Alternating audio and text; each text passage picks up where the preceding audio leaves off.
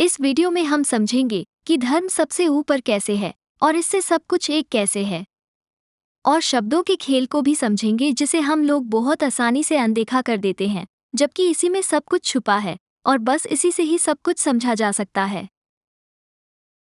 सबसे पहले तो आप ये समझ लीजिए कि सब कुछ आपस में जुड़ा हुआ है, यानी कि इंटरकनेक्टेड है। कोई भी चीज़ समझाई नहीं जा सकती इसके बिना, यानी कि आपको जीवन में किसी भी चीज़ को समझने के लिए पूरी दुनिया के आंकड़ों को जोड़कर ही तुलना करनी होगी। इसलिए जो लोग कहते हैं कि एक बात से दूसरी बात पर मत कूदो, एक ही विषय पर रहो, वो लोग गलत हैं, अपने आप को सीमाओं में बांध रहे हैं। क्योंकि आज हमने अपनी सोच को दूसरों की सोच से इतना बांध लिया है कि हम कुछ समझने के लायक ही नहीं रह जाते। हम कोशिश ही नहीं करते किसी नए दृष्टिकोण यानी पर्सपेक्टिव को समझने की। असल में इस वीडियो में हम क्या समझाने की कोशिश कर रहे हैं ये हमें भी नहीं पता। और ऐसा क्यों, ये आप खुद वीडियो देखकर समझ जाएंगे। वीडियो में हम कई बातें रैंडमली बताएंगे जो आपको पहले समझ नहीं आएगी, पर कुछ समय बाद आपको सारी बातें जुड़कर समझ आने लगेगी। इस वीडियो में हमने ज़्यादातर दृष्टिकोण यानी पर्सपेक्टिव की ही बात की है, यानी हर बात के हमेशा एक से ज़्यादा पहलू होते हैं या एक से ज़्यादा स्टेट्स होते हैं। चलिए समझते हैं कि वो क्या चीज़ है जिससे ये दुनिया काम कर रही है। तो वो चीज़ है आकर्षण, और हमारे कृष्ण जी के नाम का मतलब भी आकर्षण ही है। कर्षण, कृष्ण, कर्षण, सेम ही है ना। और आपको पता ही होगा कृष्ण जी ने गीता में क्या कहा है कि कण कण में मैं ही हूँ, यानी कि हर एक परमाणु या एटम में कृष्ण जी ही हैं। क्योंकि इस विश्व के कण कण में मैं ही समाया हुआ हूं। और वैज्ञानिक और गणित या मैथमेटिकल शब्दों में इसे ग्रेविटी और सर्कल भी बोला जा सकता है, क्योंकि सर्कल में आप एक बिंदु से वापस घूमकर उसी बिंदु पर आते हैं, जो एक खिंचाव या आकर्षण ही हुआ। तो आकर्षण ही वो परम तत्व या एलिमेंट है जिससे ये दुनिया काम करती है। आकर्षण या सर्कल ही दुनिया की भाषा है, जिसमें सर्कल को धार्मिक शब्दों में माया कहा जाएगा। और जब हमने कहा कि यही भाषा है, तो इसका मतलब हर चीज़, यानी एक एक कण, हर एक एटम, आपके हर एक क्षण की भी भाषा यही है। ये एक सर्कल को ही दर्शाता है, जिसे विज्ञान वाले वाइब्रेशंस और वेव्स भी कहते हैं, पर धर्म वाले इसे चक्र कहते हैं, जो सबसे सटीक व्याख्या है। आपने फ्लावर ऑफ लाइफ पैटर्न के बारे में सुना होगा, या इसे आपने मंदिरों में भी देखा होगा। ये पैटर्न पूरी दुनिया में प्राचीन जगहों या मंदिरों पर देखने को मिलता है। इस पैटर्न में भी सर्कल्स का ही उपयोग किया गया है। ये पैटर्न कमल यानी कि लोटस का फूल ही है, जिसे हमारे हिंदू धर्म में देवी देवताओं के हाथ में या उन्हें इस पर बैठे हुए दिखाया जाता है। ये फूल शुरू से पूरी रचना या क्रिएशन को दर्शाता है, और ये फूल पूरा सर्कल से ही बना है। इस फूल में वो सारे पैटर्न्स हैं जिनसे सब कुछ बनाया जा सकता है।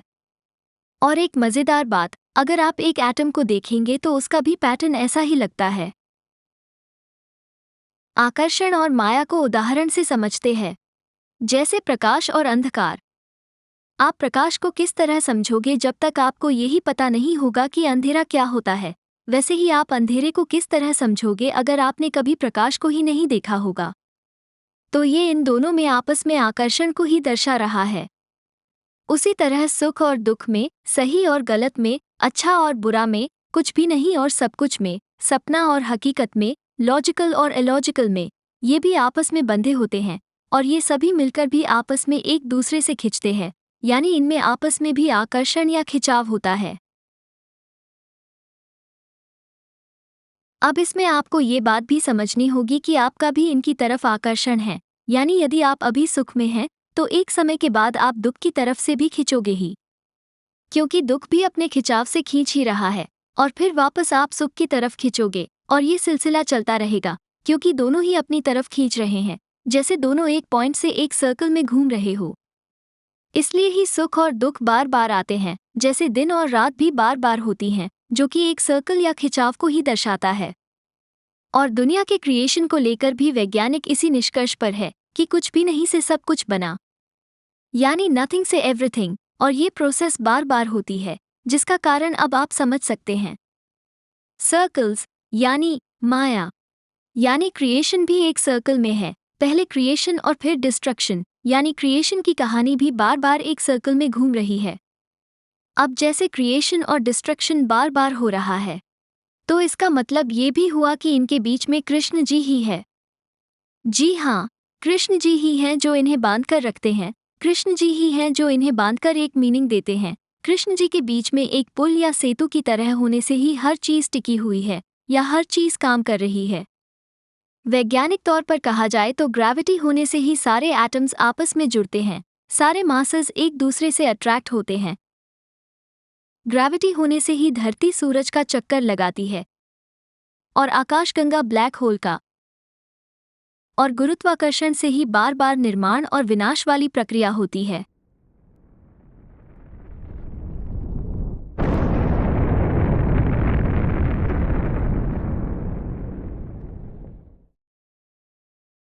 अब आती है बात कि चीजों में गुरुत्वाकर्षण क्यों होता है और कहां से आया।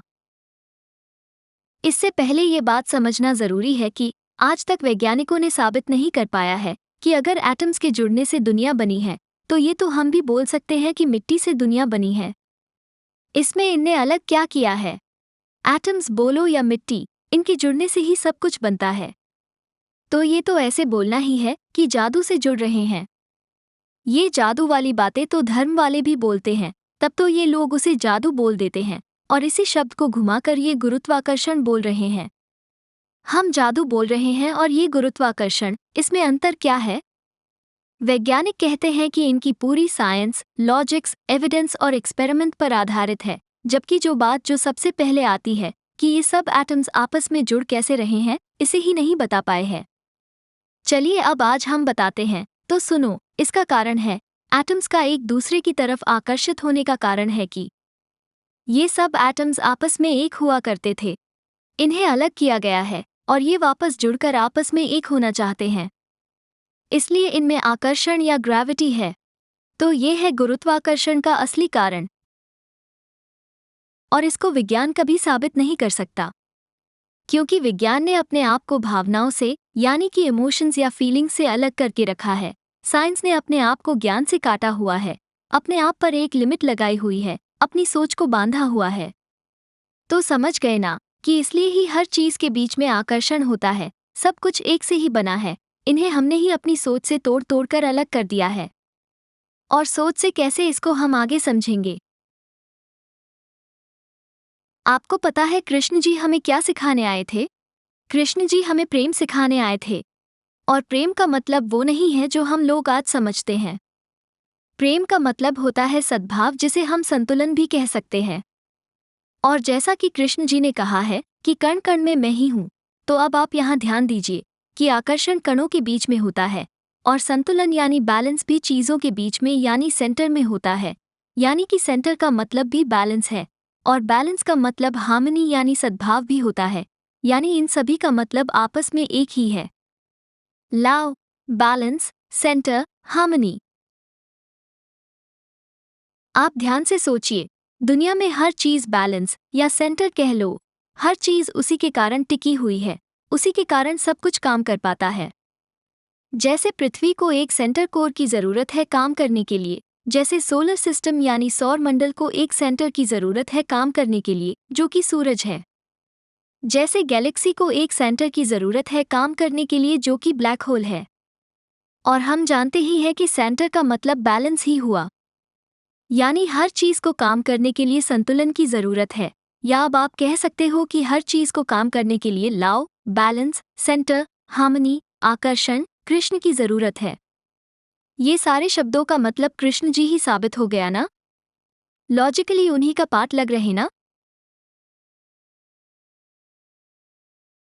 लोग सोचते हैं कि राधा जी के साथ और गोपियों के साथ लीलाएं ही बस प्रेम है, पर नहीं, इतना ही होता तो ये सब करने के बाद वो चले जाते ना? तो अगर कृष्ण जी प्रेम सिखाने आए थे, जिसका मतलब दुनिया में संतुलन सिखाना हुआ, तो हमें उनके पूरे जीवन काल को ही देखना होगा कि कृष्ण जी ने अपने जीवन में क्या क्या किया था, जिसमें उनके जन्म लेने से लेकर सब कुछ आएगा। उनका बचपन में खेलना कूदना, माखन चोरी करना, फिर बाद में रास लीलाएं करना और यहाँ तक कि महाभारत वाला युद्ध भी करना। अब इसमें कृष्ण जी ने हमें क्या सीख देने की कोशिश की है, हमें ये देखना है। कृष्ण जी ने अपने जीवन में जो भी किया वो सब प्रेम ही था, यानी कि सब कुछ जीवन में संतुलन सिखाना था। उन्होंने बैलेंस में सब कुछ किया। बचपन में माखन चुराना और खेलना कूदना, एक बच्चे के लिए ये सब आम बात है। एक मर्यादित तरह से रास लीला करना और युद्ध में दोनों पक्षों के बीच बातचीत से संतुलन बनाने की कोशिश करना और युद्ध में खुद शामिल न होकर संतुलन बनाए रखना और धर्म के साथ खड़े होकर धर्म की स्थापना करना, यानी कि हर चीज कृष्ण जी ने संतुलन में ही की। जीवन में कब किस परिस्थिति में किस हिसाब से एक संतुलित तरह से ढलना, यही सिखाने आए थे वो। यही प्रेम है। और आप सभी अवतारों को देखोगे तो आपको समझ आएगा कि सभी अवतार जैसे राम जी भी यही सिखाने आए थे, जो कि है मर्यादा। इसलिए उनको मर्यादा पुरुषोत्तम कहा जाता है और मर्यादा मतलब एक संतुलन में रहना ही हुआ। बिल्कुल बिल्कुल, प्रेम सिखाना तो कृष्ण का उद्देश्य ही है। कृष्ण अवतार ही इसलिए हुआ कि मैं जगत में प्रेम की स्थापना करूं। जैसे राम जी आए, राम जी ने मर्यादा की स्थापना की। राम जी की कोई लीला ऐसी नहीं मिलेगी आपको जिसमें उन्होंने कोई भी मर्यादा तोड़ी हो। अब आप नरसिंह अवतार को भी देखिए। नरसिंह अवतार में भी वो धर्म की स्थापना करने आए थे। और सोचिए उन्होंने हिरण्यकश्यप को किस तरह मारा। ना आसमान में, ना पाताल में, न जमीन पे, न पानी में, न अस्त्र से, न शस्त्र से, न इंसान से, न जानवर से, न दिन में, न रात में, न भीतर, न बाहर। यानी जमीन और पानी और दिन और रात इत्यादि के बीच में। बीच में होने का मतलब हुआ सेंटर या बैलेंस। तो यहाँ भी बैलेंस ही देखने को मिलता है। और उनका रूप आधा सिंह और आधा मानव, यहाँ भी बैलेंस को देखा जा सकता है। वैज्ञानिक रूप से भी आज हमें ये हर जगह देखने को मिल जाएगा। जैसे धरती सूरज का चक्कर लगाती है, पर एक संतुलन बनाए रखकर, तभी वो हार्मनी या प्रेम में है और जीवन यहाँ फल फूल रहा है। नहीं तो बाकी के ग्रह जो ज्यादा पास चले गए और जो ज्यादा दूर चले गए वो बंजर हैं। और यहाँ भी एक और सीख मिलती है कि ज्यादा पास आने से गर्मी बढ़ती है, क्रोध बढ़ता है और फिर रिश्तों में तनाव बढ़ता है। और ज्यादा दूर जाने से जैसे ग्रहों पर ठंड बढ़ती है, रिश्ते भी ठंडे पड़ जाते हैं और दूरियां बढ़ जाती है। यानी लोगों से ज्यादा मिलना या बहुत कम मिलना दोनों ही बुरे हैं। और यही चीज गोपियां भी मानती थी कि दूरी में ही ज्यादा प्रेम है। कि बिल्कुल सही बात है कि ब्रज का प्रेम, इसीलिए दुनिया में जब भी प्रेम की बात आएगी पहला नाम ही गोपी आएगा। नारद जी ने कहा प्रेम कैसा करना चाहिए, कहा यथा ब्रज गोपी का नाम, प्रेम करो गोपियों जैसा। कोई डिमांड नहीं, कोई मांग नहीं, तू पास रहे ये भी मांग छोड़ दी। बताओ इससे बड़ा और क्या हो सकता है। मतलब प्यार में तुम हमारे साथ रहो, ये तो सब कोई चाहते हो। गोपी कहती है हमें वो भी नहीं चाहिए, बस तुम्हारी याद चाहिए। वो अगर हमारे साथ है तो तुम ना भी रहो। और एक बात गोपी बहुत सुंदर कहती है कि कृष्ण जब हमारे साथ रहता है तो एक कृष्ण दिखता है, पर जब वो हमसे दूर रहता है तो हर जर्रे जर्रे में कृष्ण दिखता है, कण कण में हमको कृष्ण दिखाई देता है। तो अगर ब्रज की बात करें तो ब्रज की प्रेम में मिलन से ज्यादा दूरी में मजा है। मिलने में तो एक ही होगा, पर न मिलने में वो हर जगह होगा, वो रोम रोम में होगा। गोपी कहती है जित देखूं तित श्याम ही दिखे। और इसको आप यहाँ भी लिंक कर सकते हो कि लोगों से ज्यादा मिलोगे तो आप दूसरे लोगों की माया में फंसोगे, खुद से कुछ समझने का समय नहीं मिलेगा। बस सुख दुख ऊंच नीच की मोह माया में फंसे रहोगे। पर धरती पर भी मौसम बदलते हैं, कभी सर्दी कभी गर्मी, पर हमें संतुलन वाला मौसम पसंद आता है जो कि है शरद ऋतु। तो इसी तरह इंसान के जीवन में सुख और दुख आना भी सामान्य है, पर उसमें हमें जितना हो सके उतना संतुलन ढूंढना है। क्या आपको पता है दुनिया की भाषा सर्कल्स होने से, जिसमें सर्कल्स के पूरा रूप लेने के बाद वो गोला या स्फीयर कहलाता है, और इसलिए ही सारे एटम्स गोल हैं, और ग्रहों की कक्षा या ऑर्बिट भी सर्कल ही होती है, और ग्रह, तारे, ब्लैक होल सब गोल हैं। तो इसमें आप ध्यान से सोचिए, अगर आप पृथ्वी पर खड़े हो जो कि एक गोला है, तो आपके लिए आप पृथ्वी के केंद्र में ही खड़े हो। एक गोले में आप कहीं भी पॉइंट करो वो उसका सेंटर ही होगा ना। और जैसे लोग सोचते हैं कि जापान में सबसे पहले दिन निकलता है, पर नहीं, सबसे पहले दिन आपके लिए ही निकलता है। आपको बस वो इंसानों की बनाई काल्पनिक रेखा हटानी है, यानी कि सबसे पहले आपके लिए ही दिन या रात होती है। और जब आप सूरज या चांद को या सितारों को देखते हो तो आपको वह आपके ही चक्कर लगाते हुए दिखते हैं। इस वीडियो में देखिए कि पृथ्वी से देखने पर हमें सब कुछ कैसा दिखता है। सब कुछ पृथ्वी का ही चक्कर लगा रहे प्रतीत होते हैं, यानी कि आप किसी भी जगह किसी भी ग्रह पर हों, वहीं आपके लिए ब्रह्मांड का केंद्र बन जाता है। पृथ्वी का गोल गोल घूमना इसके हर कण को ब्रह्मांड का सेंटर बना देता है। ध्यान से सोचिए, अगर अभी आप उठकर गोल गोल घूमने लगे तो आप ब्रह्मांड का सेंटर ही होंगे। और ब्रह्मांड में ऊपर नीचे दाएं बाएं भी कुछ नहीं होता। आपके लिए जो ऊपर नीचे दाएं बाएं होगा वही आपके लिए सत्य होगा। और हाँ, लाइट भी सर्कल में ही ट्रैवल करती है, ना कि वेव्स में। जी हाँ, साइंटिस्ट्स इल्यूजन में है। साइड से देखने से लगता है कि लाइट वेव्स में ट्रैवल करती है, पर आप एक स्प्रिंग को साइड से देखेंगे तो उसका भी वेव्स जैसा ही पैटर्न लगेगा। दूसरे एंगल से देखने पर ही आपको पता चलेगा कि वो एक आगे बढ़ते सर्कल में ट्रैवल कर रही है। और एक और चीज़, वैज्ञानिक गलत सोच रहे हैं कि प्रकाश की गति से कुछ यात्रा नहीं करता। पर अब हमारे पास बहुत आसानी से इसका उत्तर है, जो कि क्या होगा सोचिए। प्रकाश के विपरीत वाला, यानी प्रकाश की गति से अंधकार भी यात्रा करता है। और हाँ, दुनिया में हर चीज़ अनंत है, क्योंकि सर्कल में आप अनंत तक घूम सकते हैं, जिसे विज्ञान में लूप कहा जाता है, यानी कि इन्फिनिट है। अब इसमें आप एक बात पे ध्यान देना कि आप सेंटर हो भी और नहीं भी, क्योंकि आपके साथ दूसरे लोग भी हैं, और इसी तरह सर्कल भी इन्फिनिट है भी और नहीं भी, क्योंकि आप एक तरह से ट्रैप में घूम रहे हैं। कितनी अजीब बात है ना, कि ट्रैप भी है और इन्फिनिट भी, यानी कि ट्रैप और इन्फिनिट दोनों के बीच आकर्षण है और दोनों एक ही चीज़ है। जैसे कि हमने वीडियो में शुरू में ही कहा था कि आपको दृष्टिकोण का उपयोग करना है, कि हर चीज़ हमेशा दोनों ही रहेगी। और अब इसे आपको समझ जाना चाहिए कि जीवन में दृष्टिकोण का कितना बड़ा खेल होता है, सब कुछ पर्सपेक्टिव का खेल है। तो ये है दुनिया की भाषा सर्कल होने का कमाल। अब आप सोचो, भगवान ने क्या ही मास्टरपीस बनाया है। क्या परफेक्ट भाषा है, कि ना कि बस आप बल्कि हर एक कण के लिए सब कुछ उसके लिए ही है। एक एक कण इस दुनिया का सेंटर है, क्योंकि सब कुछ एक दूसरे का चक्कर काट रहा है। और इससे संकेत मिलता है कि दुनिया में हर कोई पूर्ण है, बराबर है, हर किसी के पास सब कुछ हमेशा से ही है। भगवान ने किसी के साथ कोई भेदभाव नहीं किया है। अब और सुनिए, अगर आकर्षण कणों के और चीज़ों के सेंटर में होता है, जो कि कृष्ण जी के नाम का मतलब ही है, यानी कृष्ण जी सेंटर में है, तो जैसा कि हमने पहले साबित किया था कि यूनिवर्स में हर चीज़ का सेंटर तो हम भी हैं, हर एक कण यूनिवर्स का सेंटर है, यानी कि सब कुछ कृष्ण जी ही है। तो अब आप समझे, हो गया ना सब कुछ कृष्ण कृष्ण, सब कुछ कृष्णमय हो गया ना। तो इसका मतलब कृष्ण जी हमें सब कुछ ही सिखाने आए थे कि जीवन को संतुलन में कैसे जिए, और ये भी कि सब कुछ कृष्ण ही है, जो कृष्ण जी ने किया भी गीता सुनाकर और अपना विश्वरूप दिखाकर, जो कि एक तरह से अभी आपने भी देख लिया ये सब जानकर।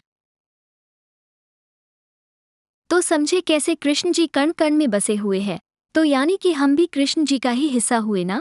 हाँ, पर अभी आप उनका हिस्सा होकर भी अलग हो। आपको अपने जीवन की हर चीज़, अपने जीवन का हर पल बैलेंस कर देना होगा। आपको पूरे विश्वास से मान लेना होगा कि सब कुछ कृष्ण जी ही है, तब आप कृष्ण जी से जुड़ जाओगे, और तभी आपकी आत्मा का परमात्मा से मिलन होगा। इंसान को बस परिस्थिति के हिसाब से बैलेंस ढूंढना है। जैसे पुराने समय में अलग परिस्थितियां थी और आज के समय में अलग है। आज के समय के हिसाब से आपको ढलना ही होगा। पर कितना? यहीं पर आपको बैलेंस ढूंढना है। जैसा युग होगा या जैसा समय होगा, आपको बस उस हिसाब से बैलेंस में ढलकर कर्म करना है। आपको बस लोगों की बनाई इस माया में बैलेंस ढूंढना है। पर अगर आप सोच रहे हैं कि एक आम इंसान की जिंदगी जीना बैलेंस होगा, तो आप गलत है। एक आम जिंदगी क्या होती है ये इंसान कैसे तय करेगा? किसको आधार मानकर? जैसे आप जिस घर में आज रहते हैं वो आपके लिए एक आम जिंदगी हो सकती है, और एक झोपड़ी में रहना गरीबी का प्रतीक हो सकता है। पर अगर हम पुराने समय की बात करें तो झोपड़ी में रहना ही एक सामान्य जीवन था, है ना? इसलिए आपको केवल अपनी सोच में बैलेंस बनाना है। जो भी समय या काल चल रहा हो, आपको बस उसमें बैलेंस खोजना है। और इसका एकमात्र तरीका है कि आप निष्काम होकर अपने कर्म करें और आसक्तियों से दूर रहें। सुख के पीछे नहीं भागना है। निष्काम रहना और आसक्तियों से दूर रहना सबसे श्रेष्ठ है। आपको अपने जीवन में संतुलन बनाने की चाह नहीं करनी है, क्योंकि ये भी आसक्ति ही हुई। आपको चाह यानी मोह से बचना है। आपको निष्काम होना है, तब आप अपने आप बैलेंस में आ जाते हो। क्योंकि अगर आप स्वयं संतुलन खोजेंगे तो आपको हर चीज में ही संतुलन नजर आएगा, आपको हर चीज ही बैलेंस लगेगी। जैसा कि हमने वीडियो में पहले ही समझाया है कि कैसे इस ब्रह्मांड में हर कण सेंटर है, और सेंटर का मतलब बैलेंस भी है। तो अब आप समझ रहे हैं ना कि ये सब कुछ कितना बड़ा माया जाल है। और हाँ, कर्म का मतलब सिर्फ नौकरी या काम करना नहीं है। कर्म से कोई भी बच नहीं सकता। आप हर समय कर्म ही कर रहे होते हैं। खाना खाना, नहाना, सोना, यहाँ तक कि आंख झपकना भी कर्म ही है। आपको सभी कार्य निष्काम भाव से करने हैं, बिना किसी आसक्ति के। जैसे यदि आप चाह करके आंख झपकाएंगे कि इससे आंखें और सुंदर और स्वस्थ रहेंगी, या फिर चाह करके भोजन करेंगे तो आपको उसके परिणाम भुगतने पड़ेंगे। जब आप आसक्तियों में नहीं फंसते और निष्काम कर्म करते रहते हैं तो लॉजिक्स आपके पक्ष में हो जाते हैं, और आपके लिए केवल संतुलन ही संतुलन होता है, यानी हार्मनी ही हार्मनी, या प्रेम ही प्रेम, कुछ भी कह लीजिए। आपको ये सोचने की जरूरत नहीं होती कि इस दुनिया में वास्तव में क्या अच्छा है और क्या बुरा। एक तरह से तब भगवान ही आपके लिए उचित करने का जिम्मा ले लेते हैं, भगवान आपके साथ हो जाते हैं। इसको ऐसे भी समझा जा सकता है कि जब आप निष्काम होते हैं तो न ही आप सुख की तरफ जाना चाहते हैं, न ही दुख की तरफ। आप बार बार सुख दुख के सर्कल में घूम नहीं रहे होते हैं, यानी कि आप सेंटर में आ जाते हैं। और सेंटर का मतलब है प्रेम, सद्भाव, संतुलन और कृष्ण। आपकी जिंदगी कृष्णमय हो जाती है।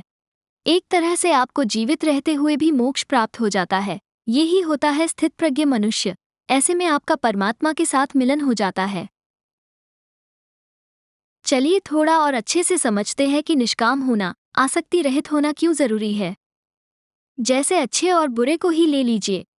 जैसे अगर कोई बुरा काम करेगा तो हमें पता होगा कि इसका विपरीत क्या करना होगा कि हम अच्छा काम करें। यानी कि अगर आपको बुरे काम का पता ही नहीं होगा तो आप खुद भी उसे अच्छा समझकर बुरा काम कर सकते हैं। यानी कि बुरे के होने से ही अच्छे की समझ भी है, जिसको हम बस दो श्रेणी में बांट रहे हैं, जबकि वह एक ही चीज है। और जैसे जब आप अच्छा काम करोगे तो आपने अपने आप ही बुरा काम भी नहीं किया ना, यानी कि आपने एक ही बार में दो चीजें की। चलिए इसे एक अलग उदाहरण से भी समझते हैं। जब आप टॉर्च से कहीं रोशनी करोगे तो वहां अंधेरा खत्म हो जाएगा, यानी कि रोशनी से ही अंधेरा खत्म हो रहा है ना। क्या रोशनी के बिना अंधेरा खत्म होता है? नहीं ना। यानी रोशनी की वजह से ही अंधेरा भी है, और इसका उल्टा भी कि आपको रोशनी को खत्म करने के लिए अंधेरा करना होगा। तो दोनों एक ही चीज हुए या नहीं? आपको इसको मन में अपनी फीलिंग से सोचना होगा, ना कि कल्पना करके कि हमारी आंखों को दो अलग अलग चीजें दिखती हैं तो इसलिए ये अलग हुए। इंद्रियों की वजह से ही हम धोखे में होते हैं और चीजों में वर्गीकरण या अंतर करते हैं। हम ही हैं जिसने अपनी सोच से इंद्रियों का उपयोग करके इन्हें अलग किया है। अब इसमें एक बात समझ आती है कि जब आप रोशनी करते हो तो अंधेरा होना पक्का हो जाता है। तो इससे पता चलता है कि लगभग हमेशा ये सिलसिला अच्छा करने की चाह से ही चालू होता है। यानी अच्छा भी बुरे के समान ही हुआ ना। तो सुख के बाद दुख आना भी पक्का हुआ ना। यानी कि सभी चीजें अपने ऑपोजिट की तरफ आकर्षित होंगी ही। तो इसलिए आप सुख से दुख की तरफ और फिर से सुख की तरफ बार बार खिंचने लगते हैं और आपकी जिंदगी जद्दोजहद से चलने लगती है। अब इससे पता चलता है कि जब आप रोशनी की चाह करते हो तो अंधेरे की तरफ भी खिंचते हो, सुख की चाह करते हो तो दुख की तरफ भी खिंचते हो।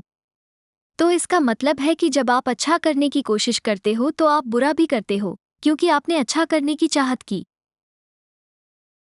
अब सुख कैसे गलत है इसको अपने जीवन के ही उदाहरणों से समझिए।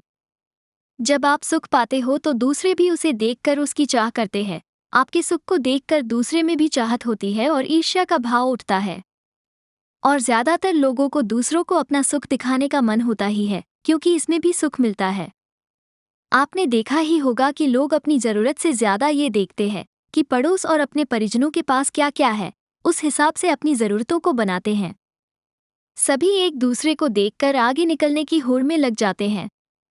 सुख से ईर्ष्या और प्रतिस्पर्धा यानी कंपटीशन की भावना पैदा होती है। तो इस दिखावे में कभी आप ज्यादा सुखी होते हैं तो कभी कोई और दूसरा आपसे ज्यादा सुखी होता है, और इससे ये सिलसिला कभी रुकता नहीं। आज जो हम ज्यादा सुख पाने की कोशिश में लगे हैं, तो जब आप एक सामान्य से ऊंचा या आलीशान जीवन जीते हैं तो वो आप किसी और के जीवन के पलों को छीन कर ही पाते हैं, किसी के जीवन को खराब करके। यानी दूसरे लोग अपना जीवन ज्यादा मेहनत करके और ज्यादा परेशानियां झेलकर गरीबी में बिताते हैं और आप उसके जिम्मेदार होते हैं। और इसीलिए कृष्ण जी ने गीता में कहा है कि बस कर्म करते जाओ, फल की चिंता मत करो, क्योंकि फल की चिंता करने का मतलब होता है चाहना या इच्छा करना या मोह करना या किसी एक तरफ से खिंचना। आपको खिंचना नहीं है किसी भी तरफ, यानी आपको हर चीज के सेंटर में आना है। और चाहना और घृणा के सेंटर में आता है कि इन बातों पर ध्यान न देना, बस अपना कर्म करना, यानी कि निष्काम कर्म। और तब आप प्रकृति के साथ एकदम हार्मनी में होते हो, लॉजिक्स के साथ होते हो। तब लॉजिक्स आपके साथ सब कुछ अच्छा ही करता है, सब आपके साथ सही ही करता है। अब आपको निष्काम शब्द भी बैलेंस के समान ही लग रहा होगा, क्योंकि ये भी इच्छा करने और घृणा करने के बीच में है। देखा कैसे धीरे धीरे सब कुछ कृष्ण कृष्ण होता जा रहा है। अब हम आपको धर्म का मतलब बताते हैं, जो आज लगभग कोई नहीं समझता। धर्म का मतलब होता है सही और गलत के बीच का भेद, यानी धर्म होता है संतुलन, जबकि इच्छाओं या मोह से विचलित होने से उत्पन्न होता है अधर्म। और धार्मिक होने का मतलब होता है निष्काम कर्म करना।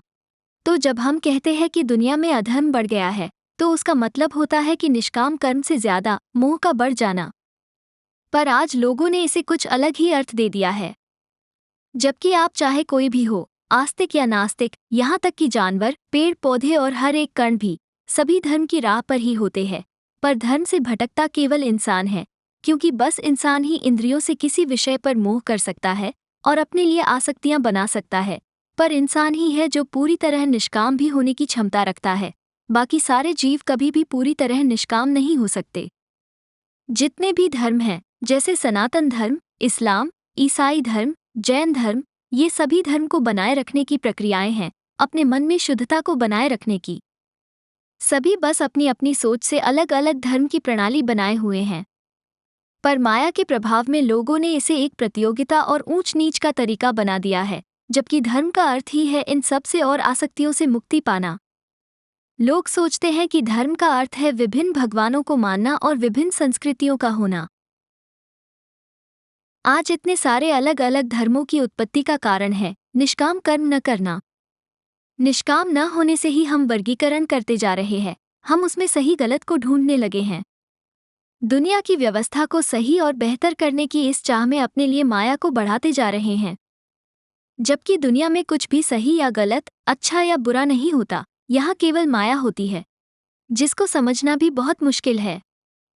ये माया का इतना बड़ा खेल है कि आपको ये बातें पकड़ में भी नहीं आएगी, क्योंकि ये सब कुछ अच्छा काम करने की चाह से ही शुरू होती है, जबकि आपका मोह या इच्छा करना ही बुराई की जड़ है। हम आपको पहले ही बता चुके हैं कि सही और गलत दोनों एक ही चीज है। अगर गलत ना हो तो किसी को सही का पता ही नहीं होगा। लोगों को इन सब बातों में कंफ्यूजन इसलिए होता है क्योंकि लोग ये सोचते हैं कि दुनिया में सब कुछ सही किया जा सकता है, सब कुछ अच्छा किया जा सकता है। ये धारणा ही लोगों को ये सब निष्काम होने वाली बातें ना समझ आने का कारण है। अच्छे और बुरे लोग दोनों हमेशा ही अस्तित्व में रहेंगे, इस बात को आप समझिए। अगर बुरे लोग अस्तित्व से हट गए तो दुनिया का ही अस्तित्व नहीं रहेगा। अच्छे और बुरे में खिंचाव है, दोनों एक दूसरे पर निर्भर है, दोनों एक ही चीज से बने हैं। इसका मतलब दोनों का होना ही संतुलन है। और इसमें कुछ लोग ही अपने लिए संतुलन बनाकर मुक्ति पा सकते हैं। सब लोग एक साथ नहीं निकल सकते, उनका समय बाद में आता है।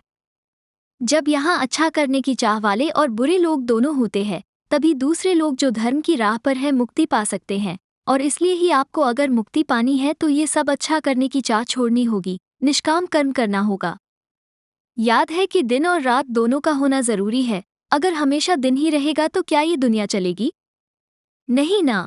इसलिए कभी भी ऐसा नहीं होगा कि दुनिया में सभी एक साथ निष्काम हो जाए। धर्म वो भाषा है जिससे ये दुनिया बनी है, और जो हमें जीने का तरीका सिखाती है, जिससे हम इस दुनिया से मुक्त हो सकते हैं। धर्म हमें सिखाता है कि इंद्रियों के प्रभाव से कैसे बचें, जैसे आँख, नाक, कान, मुंह से उत्पन्न होने वाले मोह, और जैसे गुस्सा, ऊंच नीच या भेदभाव करना, दिखावा करना आदि से। इंद्रियों के जरिए मोह करने से मिलने वाली चीजों का अंतिम लक्ष्य माया या चक्र में फंसाकर दर्द पहुंचाना है। और सोच लीजिए, इस संसार में सुख दुख बार बार झेलने के लिए फंसे रहना, ये कितना दर्दनाक है। हमें इस जाल से मुक्ति की ओर जाना है। आप यहाँ भी तर्क लगा सकते हैं कि मुक्ति का विपरीत क्या होगा, जो कि होगा बंधन, यानी कि हम बंधन में हैं, हम आज़ाद नहीं हैं। इसका मतलब है कि हमें इस जाल से मुक्ति यानी आज़ादी की ओर बढ़ना है। अब यहाँ आप समझिए कि माया और मुक्ति में कोई खिंचाव नहीं होता, क्योंकि जाल का अर्थ है चक्र, और एक बार आप चक्र से बाहर आ गए तो खिंचाव कैसा? चक्र में ही खिंचाव होता है ना? अब देखिए, आपको मुक्ति का मतलब भी बैलेंस ही लग रहा होगा, क्योंकि मुक्ति मतलब चक्र से निकलकर बीच में आ जाना, और बीच में आने का मतलब हुआ बैलेंस। तो अब जहां तक ये बात आती है कि कौन सा धर्म सही है, तो ये प्रश्न ही गलत है। अब हम जानते हैं कि धर्म क्या होता है। अगर कोई आज के बनाए सारे धर्मों को छोड़कर बस इस निष्काम वाले तरीके को अपना ले, तो उसका जीवन जैसा व्यतीत होगा, वो पूरे सनातन धर्म से ही मेल खाएगा। तो ये है सनातन धर्म। आपने शायद क्वांटम मैकेनिक्स के बारे में सुना होगा, जिसमें किसी के देखने से परमाणु और फोटोन अपना रूप या अवस्था बदल लेते हैं, और वो क्या रूप बदलेंगे, ये देखने वाले की सोच क्या है उस हिसाब से होता है। यानी कि परमाणु हमसे नियंत्रण हो रहे हैं। अभी वैज्ञानिकों को क्वांटम मैकेनिक्स के क्षेत्र में ज्यादा कुछ समझ नहीं आया है, लेकिन धार्मिक लोग इसे आसानी से समझ जाएंगे। ये जो क्वांटम लेवल पर चीजें हो रही है, ये हमारे विश्वास से कंट्रोल होती है। जी हाँ, हमारे किसी चीज को पूरे विश्वास से सोचने से कोई भी चीज हो सकती है। बस आपको पूरा विश्वास होना चाहिए, तभी वह हो पाएगा, या कहीं तो तभी वो मटेरियलाइज करेगा। और ये बात तो वैज्ञानिक अभी समझ ही नहीं पाए हैं, वो मशीनों से परमाणुओं को नियंत्रित करने में लगे हैं, जबकि लोग ये सब बस दिमाग से ही सोच के कर सकते हैं, जिसका नियम होता है बस पूर्ण विश्वास। लेकिन ये आसान नहीं है। जब मैंने कहा पूरा विश्वास, मतलब एकदम पूरा विश्वास, तभी ये काम करेगा। और यही चीज पुराने समय में लोग, जैसे संत ऋषि मुनि लोग करते थे। जैसे किसी भी चीज को प्रकट कर देना, जैसे आग, पानी, शस्त्र आदि, क्योंकि उनको पूरा विश्वास होता था। और यही चीज आपके घर में आपकी पुरानी सोच वाली मम्मी कर रही होती है, पूजा पाठ से भगवान में विश्वास रखकर कि भगवान सब अच्छा करेंगे। पर आज के आधुनिक पढ़े लिखे लोग मजाक उड़ाते हैं, अपनी मम्मी को बुद्धू समझते हैं कि इन्हें कैसे समझाऊं, कैसे साइंस सिखाऊं, जबकि असल में वो तुमसे कहीं ज्यादा समझदार कहलाए, तुमसे कहीं बड़ा काम कर रही होती है। क्वांटम मैकेनिक्स का ही इस्तेमाल कर रही होती है वो। अब आप सोच रहे होंगे कि क्या ये आप भी कर सकते हो, जिसका तरीका है केवल पूर्ण विश्वास, जो कि आज के समय में बहुत ही मुश्किल चीज है। अब ऐसा क्या करें कि विश्वास बढ़े? वो ऐसी कौन सी प्रोसेस है जिससे ये हो सकता है? वो है भगवान पर विश्वास। जी हाँ, ये सबसे कुशल प्रक्रिया है, इससे बढ़कर कुछ भी नहीं। जब आप भगवान पर विश्वास करते हैं, तो आपको पता होता है कि भगवान सब अच्छा ही करेंगे, या भगवान ये कर ही देंगे। आपके मन में यह विश्वास होता है। अब आप सोच रहे होंगे कि अरे हम भी ऐसा करके अब चीजों को कंट्रोल करेंगे, तो नहीं। विश्वास बढ़ाना कोई छोटी मोटी चीज नहीं है। भगवान पर विश्वास बढ़ता है केवल मन की शुद्धता से, यानी जब आपका मन शुद्ध या प्योर हो, तभी आपका मन भगवान में लगता है ना? और यहाँ पर आपको एक बात और समझनी होगी कि शुद्धता आती है केवल भगवान में श्रद्धा और आस्था से। हे अर्जुन, ज्ञान प्राप्त करने का मूल साधन केवल श्रद्धा है। श्रद्धा के बीज से ही विश्वास का अंकुर फूटता है और आस्था का पौधा लहलहाने लगता है। फिर इसी पौधे पर ज्ञान के फूल खिलते हैं। जिस मन में श्रद्धा नहीं होती, वहां शंका होती है। जैसे जहां उजाला नहीं होता, वहां अंधेरा नहीं होता। न श्रद्धा होगी, न आस्था होगी तो मनुष्य आस्तिक नहीं रहेगा, नास्तिक बन जाएगा और वो कदापि सुखी नहीं हो सकता। यानी जब आप शुद्ध बनोगे तो विश्वास बढ़ेगा, और क्योंकि आप शुद्ध हो मन से तो आप गलत काम भी नहीं करोगे, कुछ गलत भी नहीं मांगोगे, और इसलिए आपकी इच्छाएं भी पूरी होंगी, क्योंकि वो इच्छाएं भी किसी गलत इरादे के लिए नहीं होंगी। यहाँ आप लॉजिक्स को देखिए कि इससे कैसे दुनिया का एक संतुलन भी बना हुआ है। आप ऐसा कुछ भी बुरा नहीं सोचोगे कि जैसे दुनिया खत्म हो जाए, या ऐसी कोई भी बुरी बात। जो इंसान ऐसा सोचेगा वो तो शुद्ध हुआ ही नहीं ना, है ना।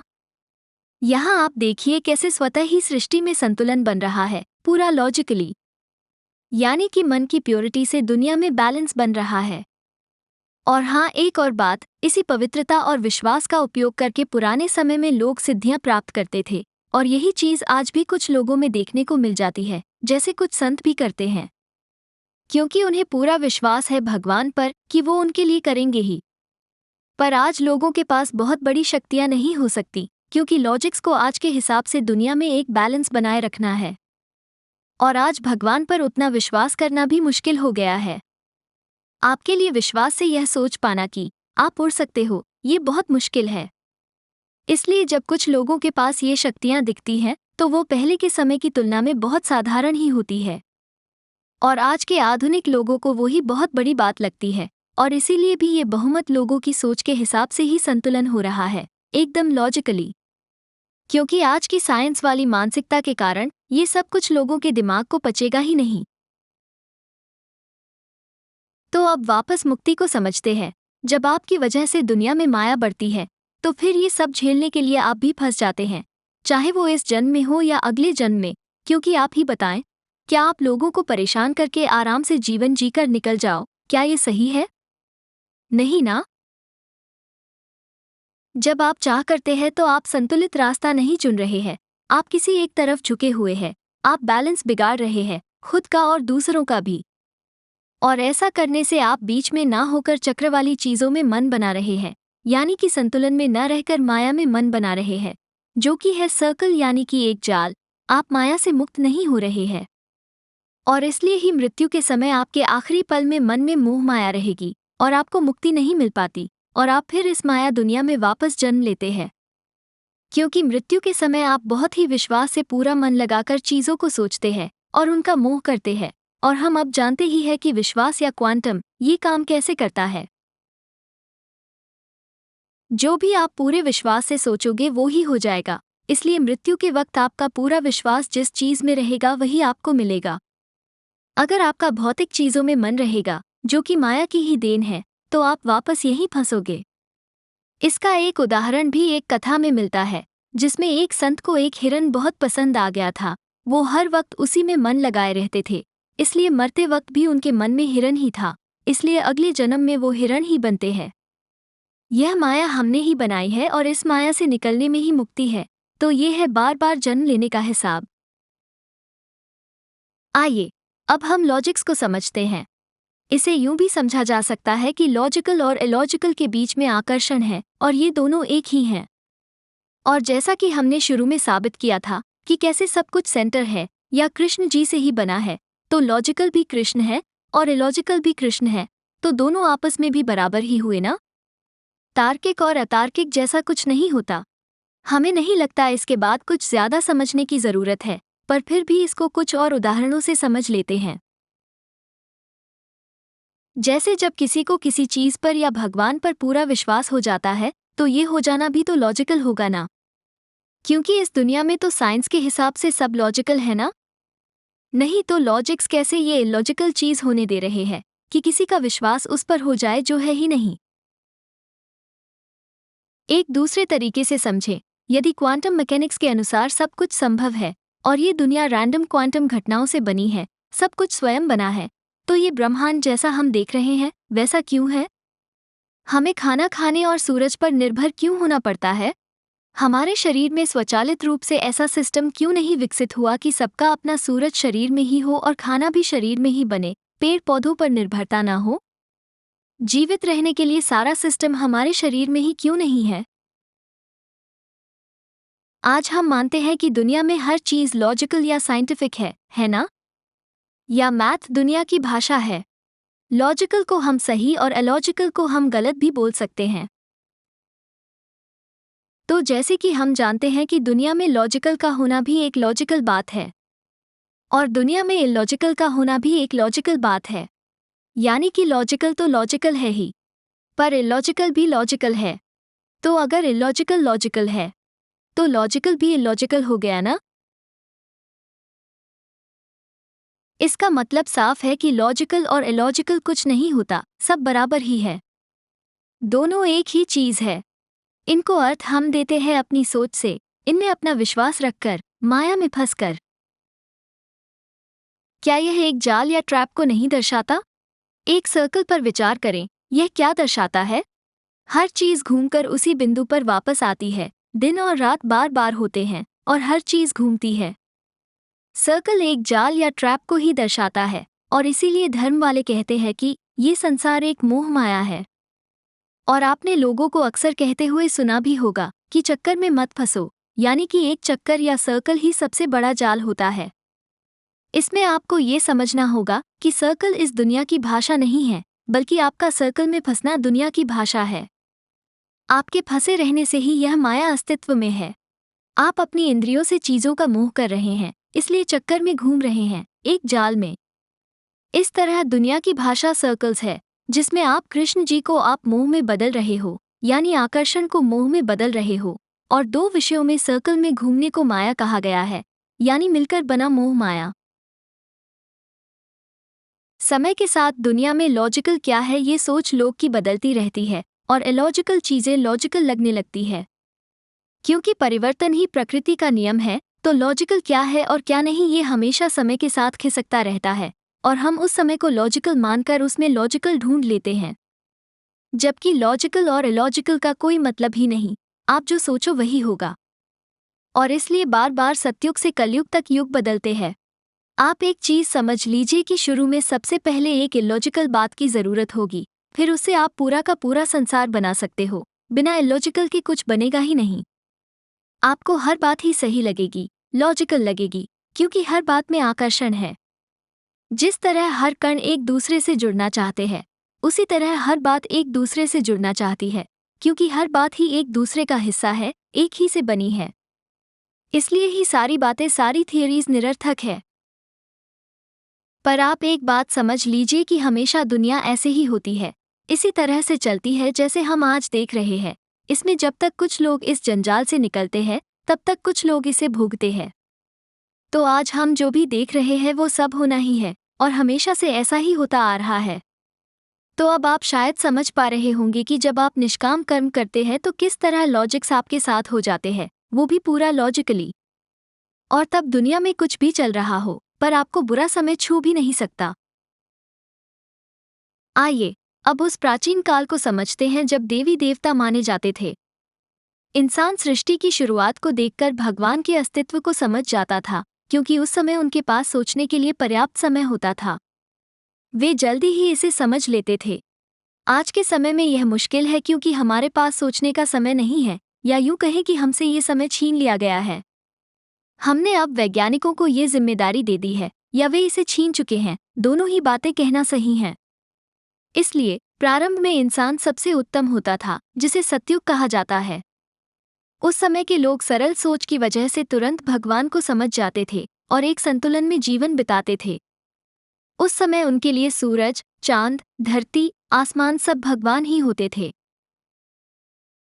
अलग अलग दिखने के कारण वे धीरे धीरे इन्हें अलग अलग देवी देवताओं के नाम देने लगते थे, जैसे सूर्य देवता, चंद्र देवता आदि। इस प्रकार देवी देवताओं की उत्पत्ति हमारी सोच से हुई। उस समय के लोगों का मन बहुत शुद्ध होता था, इसलिए उनके विश्वास से ये सब कुछ सच में उत्पन्न हो जाता था और इसलिए वास्तव में देवी देवता होते थे। वो कहते हैं ना कि मानो तो है, ना मानो तो नहीं। इसी तरह 14 लोकों का सिस्टम भी बना है, क्योंकि उन्हें समझ थी कि संतुलन न बनाए रखने से क्या होता है। इसलिए उनकी सोच में बुरे काम करने वाले या अच्छे काम करने वाले पाप और पुण्य को भोगने के लिए अलग अलग जगह जाते हैं। ये सिस्टम स्वाभाविक रूप से सोच से बन जाता है।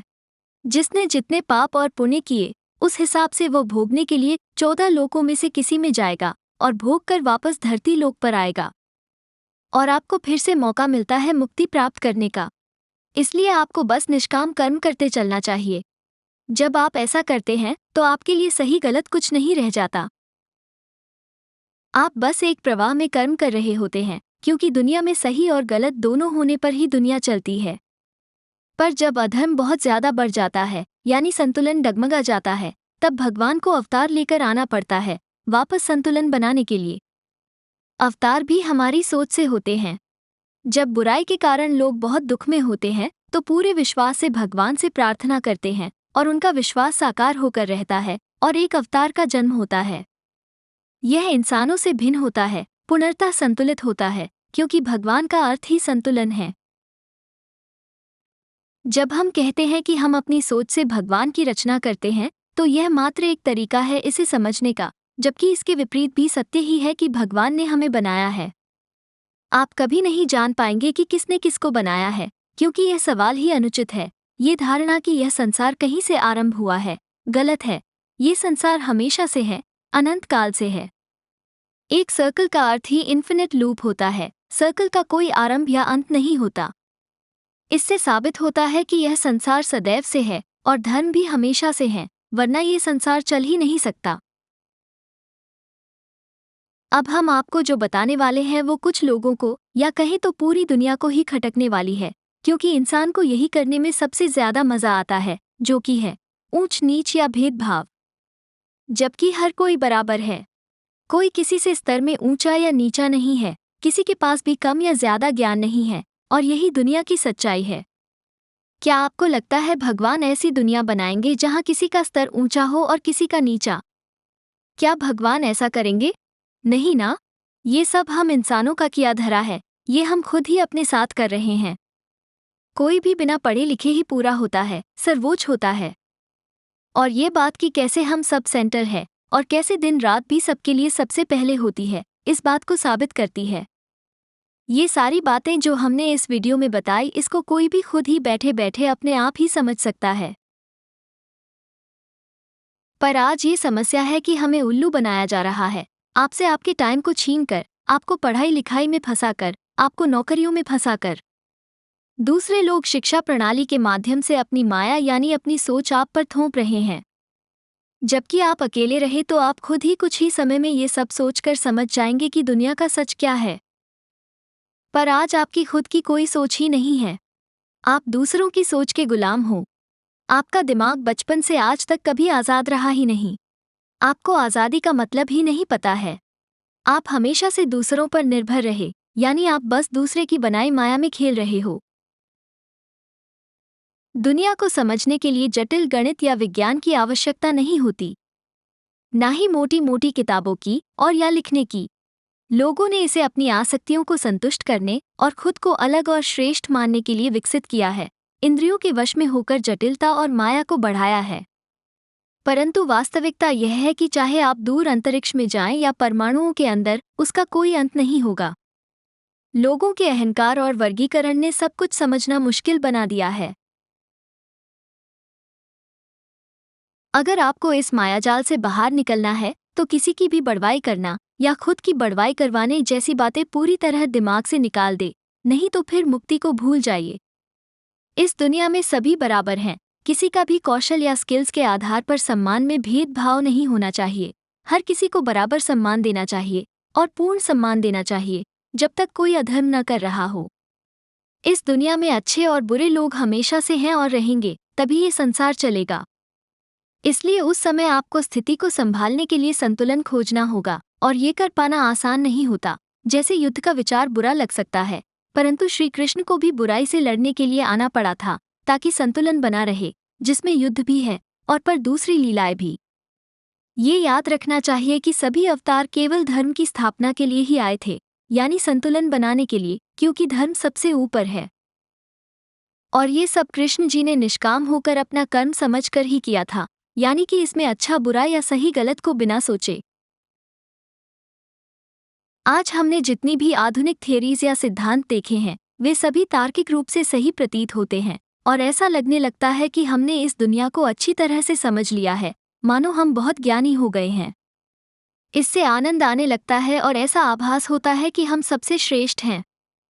यही माया का खेल है, जिसमें आपको लगता है कि आप ही इस दुनिया के केंद्र हैं, भगवान हैं, या इस दुनिया में केवल आप ही हैं, या आपके पास सबसे अधिक ज्ञान है।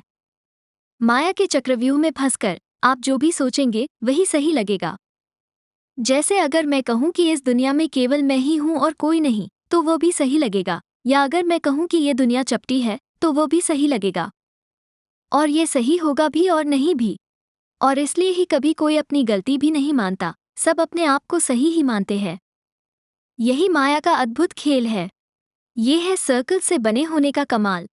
सृष्टि की कहानी के बारे में दुनिया में कोई भी कुछ भी सोच सकता है और वही सही होगी। और अगर किसी एक की बात सही है तो क्या दूसरे की बात गलत हो जाएगी? एक समय में दो बातें कैसे सत्य हो सकती हैं? इसका मतलब कुछ भी सत्य नहीं है। और क्या आपका मन में सोच विचार करना भी सत्य नहीं है? ये सब क्या है? क्या सही है, क्या गलत है, आप इसे समझ नहीं सकते। इस दुनिया को ऐसा ही बनाया गया है। क्रिएशन तो छोड़िए, आप इस दुनिया की कोई भी चीज समझ नहीं सकते। अगर आप समझ जाते तो क्या आप भगवान के बराबर नहीं हो जाते? भगवान की महानता कम नहीं लगती? आप बस दुनिया को लॉजिकल बताने का मोह ही कर रहे हो। आप ऊंचा दिखने की कोशिश कर रहे हो कि हम समझ गए इस दुनिया को। लेकिन जो लोग बिना इस आसक्ति के दुनिया को लॉजिकल बताने की कोशिश कर रहे हैं, वो भी बार बार लॉजिकल और इलॉजिकल के बीच खिंचेंगे और समझ जाएंगे कि ये एक ट्रैप है, जो कि पहले के समय में कई लोग करके समझ गए और इसे मोहमाया नाम दिया। तो अब ये सब जानने के बाद क्या आप समझे कि भगवान है? एक ऐसी दुनिया है जिसे समझा नहीं जा सकता। क्या मास्टरपीस है ये? इसलिए आपको हार मान लेनी चाहिए। ये दिखाने की कोशिश नहीं करनी चाहिए कि हमें बहुत कुछ पता है, क्योंकि यह ऊंच नीच के भाव को ही बढ़ावा देगा। यहाँ लॉजिक्स का कमाल देखा? क्या बैलेंस किया गया है। एक ऐसा लॉजिक कि कोई ऊंचा या नीचा या ज्यादा ज्ञानी या अज्ञानी नहीं बन सकता, कोई भेदभाव नहीं कर सकता। और अब आती है बड़ी बात। जब आप हार स्वीकार करते हो तब वास्तव में आपकी जीत हो जाती है, क्योंकि जब आप हार मान लेते हैं तो इसका अर्थ ये होता है कि आपने ये स्वीकार कर लिया है कि आपको कुछ भी नहीं पता, और कुछ भी न पता होना ही असली उत्तर है। यानी कि जब आप हार मानते हो तब आप उत्तर ही दे रहे होते हो। सोचिए, आपकी हार में ही जीत हो रही है। हार स्वीकार करते ही आप जीवन में पहली बार जीत जाते हो। तो भगवान के सामने आत्मसमर्पण का ये अर्थ है आपकी जीत। यानी यहाँ भी देखिए, हार जीत भी है और जीत हार भी। और इस क्षण में आपको सच्चे अर्थों में पूर्ण ज्ञान प्राप्त हो जाता है। फिर उस ज्ञान का इस्तेमाल माया से निकलने के लिए करना चाहिए। इसके तरीके हैं भक्ति, कर्म और पूर्ण ज्ञान। जन्म के बाद हम अज्ञानी होते हैं, इसलिए हमें ज्ञान की ओर आकर्षण होता है, क्योंकि ज्ञान और अज्ञान के बीच में भी आकर्षण है। और अब तक आपको समझ जाना चाहिए कि जिन चीज़ों के बीच आकर्षण है उनका हमें बस इस्तेमाल करना है, ये समझ लेने में कि ये दुनिया एक मिथ्या है। आप ज्ञान को संतुलित रूप से ग्रहण कर भक्ति या कर्म कर सकते हैं। संतुलन में ज्ञान लेने को कह सकते हैं भाषा और संस्कार इत्यादि सीखना। आप पूर्ण ज्ञान भी प्राप्त कर सकते हैं, जिसमें पहले आप पूर्ण ज्ञान की ओर आकर्षित होंगे और पीड़ा सहेंगे। जब पूर्ण ज्ञान प्राप्त हो जाएगा तो आप अज्ञान की ओर आकर्षित होंगे। यानी पूर्ण ज्ञान होने के बाद आपको एहसास होगा कि आप वास्तव में अज्ञानी हैं और कुछ भी नहीं जानते। यह मार्ग बहुत कठिन होता है और यही धर्म की राह पर न चलने और बार बार जन्म लेने का कारण भी होता है। आप इस दुनिया में हर सुख दुख को झेलते हैं, हर जन्म के साथ सीखते हैं और माया को पूरी तरह भोगने के बाद ही मुक्ति प्राप्त होती है। यदि आप ज्ञान प्राप्ति भगवान को जानने के लिए कर रहे हैं तो शायद आप सही रास्ते पर हैं, क्योंकि तब आप संतुलन को जानने के लिए ही ज्ञान प्राप्त करना चाहते हैं। अब करते हैं अंतिम चीज की बात कि ये संसार क्या है, इसका निर्माता कौन है, इसकी रचना क्यों की गई, भगवान कौन है, कहाँ है, हमारा उद्देश्य क्या है, कि सत्य आखिर क्या है। यहाँ पर आपको ये समझना होगा कि बैलेंस का विपरीत क्या है, जो कि है अनबैलेंस, जो कि है वे सारी चीजें जो सेंटर का चक्कर काट रही है। अब यहाँ आप समझिए कि अगर दो चीजों को बांधता आकर्षण यानी बैलेंस है तो इनको अलग क्या करके रखता है? वो है प्रतिकर्षण यानी वे अलग हुई चीजें खुद। आकर्षण और प्रतिकर्षण दोनों के होने से ही किसी भी चीज की माया वाली स्थिति अस्तित्व में रहती है, क्योंकि बिना आकर्षण के इनमें कोई संबंध नहीं रहेगा और दोनों निरर्थक या मीनिंगलेस हो जाएंगे और अस्तित्व ही नहीं रहेगा। उसी तरह प्रतिकर्षण न होने से भी दोनों जुड़ जाएंगे, सब कुछ आपस में जुड़ जाएगा और दुनिया का अस्तित्व नहीं रहेगा। इसमें एक और बात आती है जो हम आपको बाद में बताएंगे। इसे वैज्ञानिक तौर से समझे तो अगर आकर्षण ग्रेविटी है तो सोचिए प्रतिकर्षण क्या होगा। प्रतिकर्षण है एवरीथिंग, क्योंकि जो बैलेंस या सेंटर वाली पोजीशन है उससे प्रतिकर्षित सब कुछ ही हुआ है ना। सब कुछ एक न रहकर अलग अलग हुआ है ना। उदाहरण के लिए जैसे सुख और दुख अपने सेंटर में आपस में एक न रहकर दो अलग चीजों में प्रतिकर्षित हुए हैं। अब यहाँ भी वही हिसाब होगा कि ग्रेविटी और एवरीथिंग आपस में एक ही है। एवरीथिंग होने से ही ग्रेविटी है और ग्रेविटी होने से ही एवरीथिंग है। जब ग्रेविटी होती है तो साथ में एवरीथिंग भी बनता है और जब एवरीथिंग बनता है तो ग्रेविटी भी बनती है। यानी कि एवरीथिंग एक तरह से अट्रैक्शन भी है और ग्रेविटी एक तरह से रिपल्शन भी। इसे आसान शब्दों में समझे तो जब मैटर होगा तभी तो किसी चीज में ग्रेविटी होगी। वास्तव में ये सब बातें बस माया के अंदर फंसना ही है। हम पता नहीं कर सकते कि पहले क्या आया, क्योंकि पहले और बाद में ये दोनों भी एक ही चीज का हिस्सा है। ये पहले और बाद में वाला प्रश्न भी माया का खेल है, क्योंकि समय निरंतर है। अतीत और भविष्य में आकर्षण है, ये दोनों बस हमारी सोच की उपज है और इनके बीच में वर्तमान है, यानी वर्तमान ही सब कुछ है। ये सोचना कि हमारा उद्देश्य क्या है और हम यहाँ क्यों हैं, ये सब बस आपकी सोच है। ये संसार हमेशा से है। उद्देश्य होना या न होना ये प्रश्न ही नहीं उठता। आपको लगता है कि प्रश्नों का कोई अंतिम उत्तर होता है, पर नहीं, प्रश्न और उत्तर दोनों के बीच में भी निरंतर आकर्षण है। यानी आप प्रश्न करते रहोगे और उत्तर मिलने के बाद उसमें भी आपको फिर से प्रश्न उठेगा।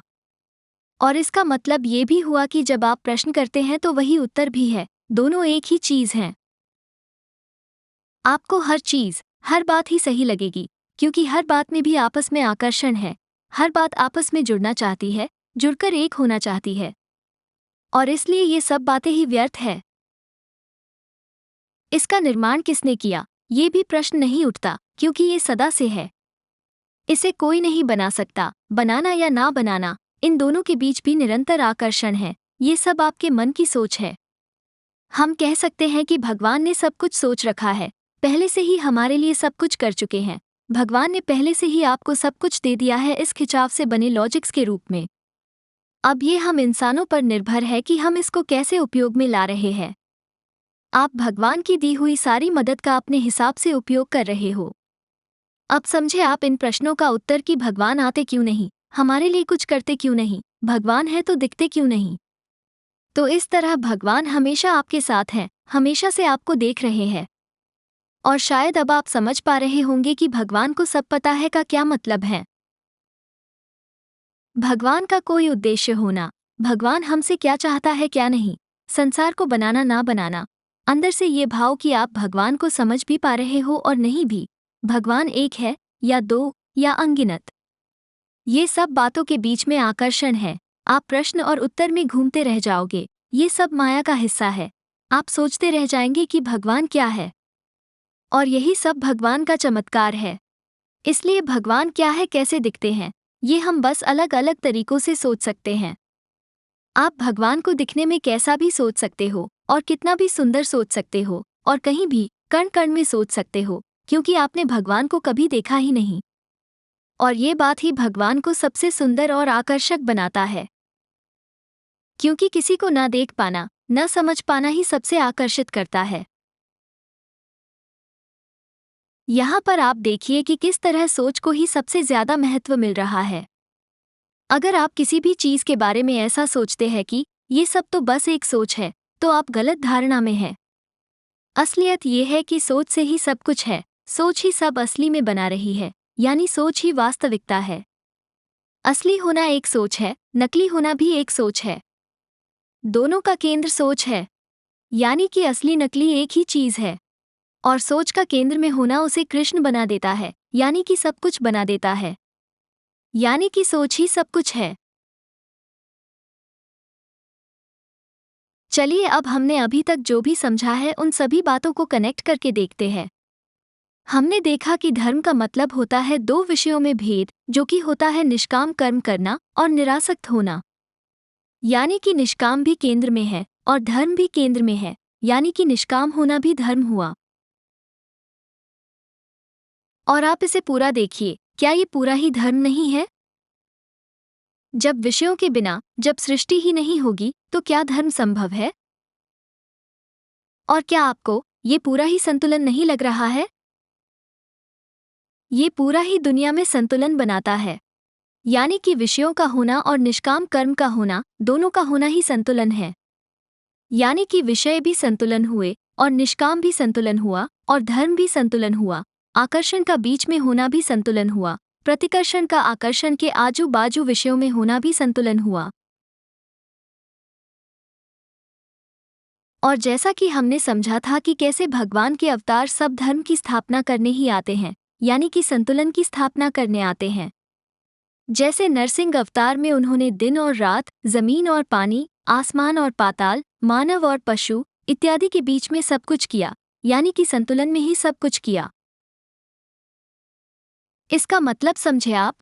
अवतारों का हर कर्म, उनका हर क्षण ही संतुलन होता है, उनका पूरा जीवन ही संतुलन होता है, और यानी कि उनका सब कुछ निष्काम होता है। इससे समझ जाए कि निष्काम होना कितनी बड़ी चीज है, कि भगवान के भी जीवन का आधार निष्काम कर्म ही है। और इसका मतलब निष्काम संतुलन है, और निष्काम होने से आपके पास सब कुछ होता है। तो अब आप समझे कि दुनिया में सब कुछ ही संतुलन है, और इसका मतलब है कि सब कुछ का होना ही संतुलन है। और पूरी दुनिया हमेशा से ही संतुलन में है, तभी ये काम कर रही है। हम जो भी देख रहे हैं वो सब अपने आप ही संतुलन में ही चल रहा है, धर्म ही चल रहा है। जब अधर्म बढ़ जाता है तो ये अपने आप ही संतुलन बना लेती है। संतुलन कभी भी डगमगाता ही नहीं। जो संतुलन डगमगा जाए वो संतुलन ही कैसा? वैज्ञानिक सोच रहे हैं कि और भी ब्रह्मांड होते होंगे, जहां और भी अलग अलग चीजें होती होंगी। पर असलियत ये है कि इससे ज्यादा कुछ हो ही नहीं सकता, यहाँ सब कुछ ही है। अगर इससे कम कुछ भी हुआ तो संतुलन ही बिगड़ जाएगा। ये संसार एकदम पूर्ण है, इसमें सब कुछ है, इससे ज्यादा और कुछ नहीं हो सकता। और इसका कारण है कि इसमें जो भी संभावनाएं हो सकती है वो सब कुछ ही है, इसलिए ही ये अपने आप ही संतुलन में है। यहाँ से एक भी चीज हटा दी जाए तो दुनिया का अस्तित्व ही नहीं रहेगा। सब कुछ होने में ही संतुलन है, और इसका मतलब सब कुछ होने का मतलब भी संतुलन है। और इसलिए ही कृष्ण जी भी पूर्ण है। कृष्ण जी ही सब कुछ है, यानी कि ये पूरा संसार। इसलिए इससे अलग या बेहतर ब्रह्मांड की कल्पना करना भूल जाएं। ये ही सब कुछ है, और यहाँ सब कुछ होने का एक और मतलब आप समझ रहे हैं ना? सब कुछ संभव है, आपके सोचने से भी। देखा, शब्दों में ही सारे उत्तर है। अब हम इसमें ऐसा भी सोच सकते हैं कि ये सब बातें भी तो ज्ञान है, और ज्ञान और अज्ञान के बीच में तो आकर्षण होता है, तो क्या इन सब बातों का कोई मतलब नहीं है? नहीं, ऐसा नहीं है। हम माया के प्रभाव में इसमें छुपी बात को नहीं समझ पा रहे हैं। यहाँ भी शब्दों का अद्भुत खेल हो रहा है। जब आप समझ जाते हो कि ज्ञान और अज्ञान में आकर्षण है, और दोनों एक ही चीज है, और दोनों के पीछे नहीं भागना है, तब आप हार मान लेते हो। और जब आपको कुछ पता नहीं होता है, तो सोचिए आप क्या करते हो? आप संभल के चलने लगते हो। और संभलने का मतलब क्या हुआ? संतुलन। जब आप समझ जाते हो कि आपको कुछ नहीं पता, तो आप बस निष्काम होकर एक संतुलन में चलने लगते हो। तो है ना ये सब कितना अद्भुत? अब जब हमने ये सब जान लिया है, तो हम सभी बातों को जोड़कर धर्म का मतलब समझेंगे। धर्म का मतलब है भगवान की भक्ति करना या भगवान से प्रेम करना, जिसका सीधा सीधा दूसरा मतलब होगा निष्काम बनना और संतुलन प्राप्त करना या भगवान के साथ एकता स्थापित करना। ध्यान देने योग्य बात यह है कि केवल भगवान की भक्ति और प्रेम से ही संतुलन संभव है, क्योंकि आप स्वयं सोचें, क्या आप आकर्षण और प्रतिकर्षण को प्रेम से देख सकते हैं? नहीं। जब आप उन्हें जीवंत रूप देंगे, तभी आप उनसे प्रेम कर सकेंगे और निष्काम बन सकेंगे। यदि आप वैज्ञानिकों को देखें तो समझेंगे कि वे भगवान को न मानकर केवल कणों और ऊर्जाओं को समझते हैं, जिससे उनके स्वभाव में कोई परिवर्तन नहीं होता, कोई संतुलन नहीं बनता। वे कभी संतुलन की बात को नहीं समझ सकते। क्या आप गुरुत्वाकर्षण, प्रतिकर्षण या विज्ञान के जो भी अन्य तत्व है उनके प्रति प्रेम भाव ला सकते हैं? नहीं। इसीलिए इन लोगों में इतनी आसक्तियां होती हैं ज्ञान से नई नई टेक्नोलॉजी बनाने की। वे कभी संतुलन की बात को नहीं समझ पाएंगे।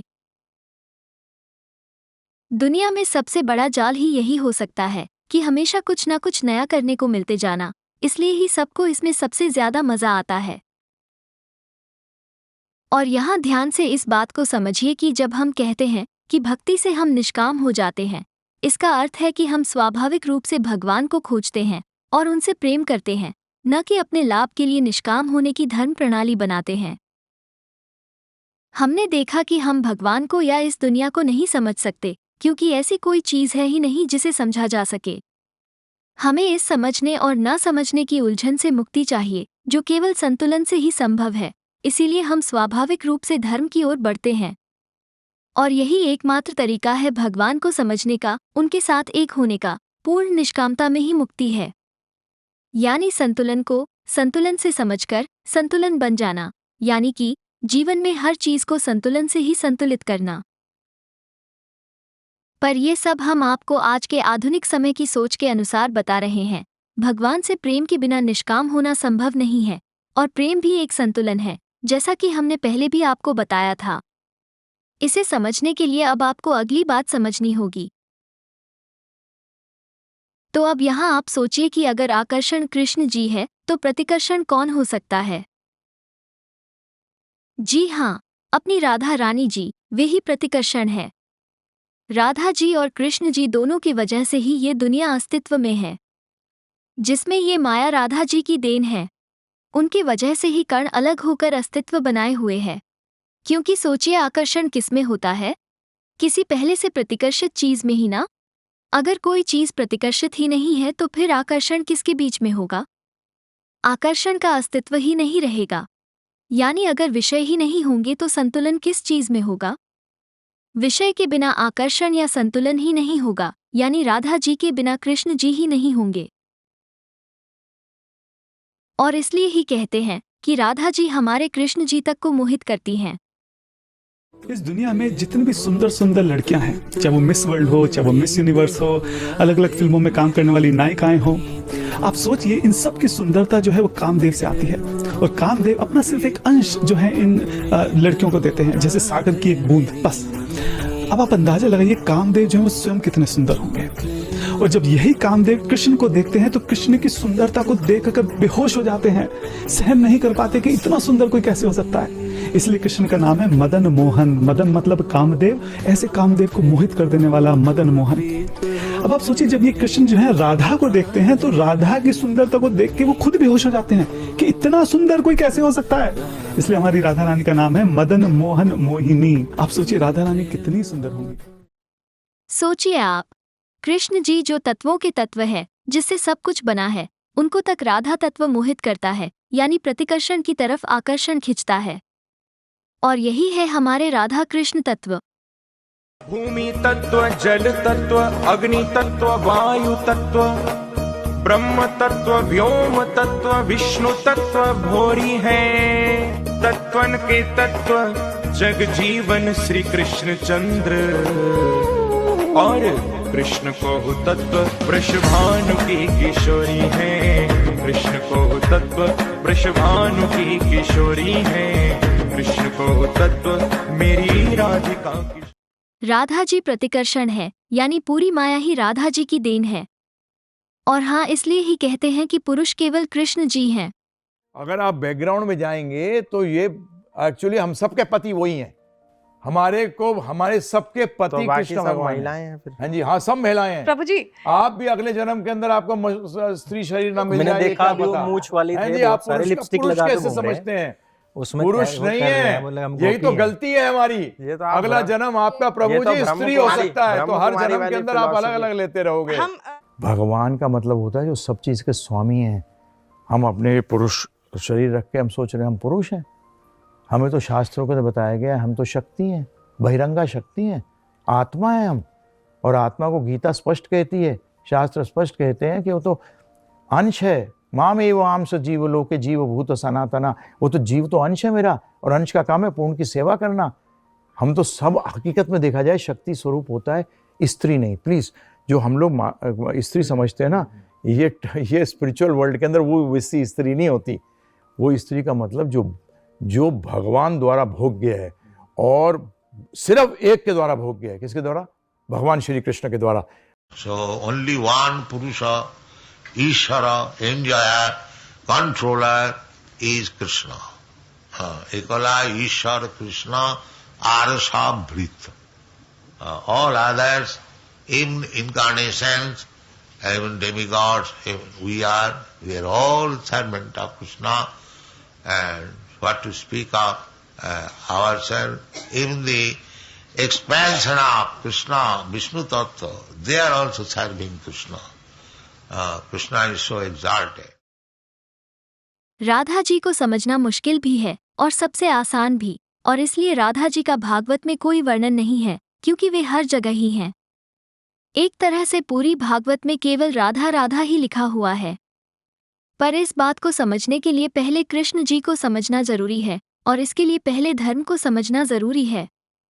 इस संसार में जितनी भी चीजें दिख रही हैं, सब राधा हैं, क्योंकि ये सब माया है, जो कि है राधा तत्व।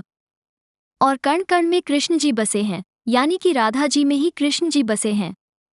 अरे राधा रानी का प्रिंसिपल को समझने के लिए प्रभु जी पहले कृष्ण को तो समझ लो कि दोनों में एक भेद है भी और नहीं भी। समझिए इस बात को। मतलब ये जानना है मुझे, किस एज तक राधा जी के कृष्ण जी और राधा जी साथ थे? मतलब ऐसा तो कुछ कहीं वर्णन होगा ना? अलग हुए ही नहीं वो तो। अच्छा, हम तो ये मानते हैं कभी अलग हुए नहीं। कि सीता राम जी के साथ भी ये हुआ था। जब सीता जी को बोला गया कि छोड़ के चली गई, तब सती माता ने बोला कि इनके पीछे क्यों घूम रहे हो, राम जी तो रोते फिर रहे हैं सीता जी के पीछे। तब शिव जी ने कहा तू रहने दे, मत जा इस चक्कर में। तब वो सीता जी बन के गई, और जब सीता जी बन के गई तो उन्होंने क्या देखा, राम जी ने उनसे कहा, थोड़ी देर में घुमाते घुमाते उन्होंने कहा, राम जी ने कहा हे सती माता क्यों तंग कर रही हो मुझे। और उन्होंने देखा कि एक एक कण कण के अंदर सीता राम जी थे। इसी तरीके से आप लोग सोच रहे होंगे कि वो चले गई। कृष्ण भगवान 8 साल तक थे, उसके बाद वो मथुरा चले गए, 8 साल तक साथ थे। नहीं, उनका साथ कभी छूटा ही नहीं। दोनों एक दूसरे का आधार है, और राधा और कृष्ण दोनों के होने से ही ये संसार अस्तित्व में है, संतुलन में है। अगर आकर्षण है तो उसका विपरीत भी होगा ही ना, तभी तो संतुलन होगा। पर प्रतिकर्षण को लोग समझते ही नहीं, इसको लोग देख ही नहीं पाते, जबकि पूरा संसार बस आकर्षण और प्रतिकर्षण ही है। आज वैज्ञानिक बस ग्रेविटी को समझते हैं, उन्हें इसका विपरीत दिखता ही नहीं, न ही उन्हें समझ आता है। क्योंकि ग्रेविटी का विपरीत होता है सब कुछ। पूरी माया ग्रेविटी का विपरीत है। देखो राधे, हर आधेय का एक आधार होता है। जैसे फल का आधार फूल होता है, फूल का आधार पत्ता, पत्ते का आधार वृक्ष होता है, और वृक्ष का आधार बीज होता है। इसी प्रकार सारे ब्रह्मांडों का आधार हम हैं, और हमारा आधार आप। क्योंकि हम नित्य आप ही में स्थित रहते हैं। यदि आप गहराई से विचार करें तो आप पाएंगे कि यहाँ केवल आकर्षण और प्रतिकर्षण है, और कुछ है ही नहीं। हर जगह बस राधा कृष्ण ही है और कोई नहीं है।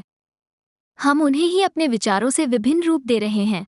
माया की दृष्टि से चारों ओर जो अलग अलग रंग, अलग अलग चेहरे, अलग अलग प्राणी हम देखते हैं, वो सब अलग अलग नहीं है, वो सब एक ही हैं, राधा और कृष्ण। इस संसार में जो कुछ है, जो कोई है, वह केवल राधा और कृष्ण ही है।